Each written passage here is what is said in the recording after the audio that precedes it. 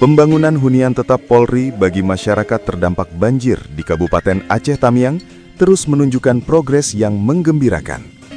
Dari 3 jenis hunian yang dibangun, yakni Huntap Ruspin, Huntap Prikes, dan Huntap Kayu. Hari ini, tim melakukan pemantauan langsung terhadap pembangunan Huntap Kayu Polri.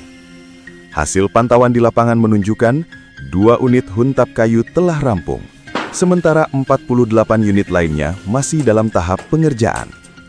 Para pekerja terus mempercepat proses pembangunan agar hunian segera dapat ditempati warga terdampak banjir. Secara fisik, Huntap Kayu Polri berdiri kokoh dengan desain rapi dan nyaman. Material kayu yang digunakan memberikan kesan hangat sekaligus sejuk. Bagian dalam rumah terdiri atas ruang tamu yang lapang, serta 2 kamar tidur dengan tata ruang sederhana namun fungsional. Aktivitas pembangunan berlangsung dengan penuh semangat, sebagai bentuk komitmen Polri menghadirkan hunian layak, aman, dan nyaman bagi masyarakat. Pembangunan Huntap ini diharapkan menjadi solusi jangka panjang, sekaligus wujud kepedulian Polri dalam membantu warga bangkit pasca bencana.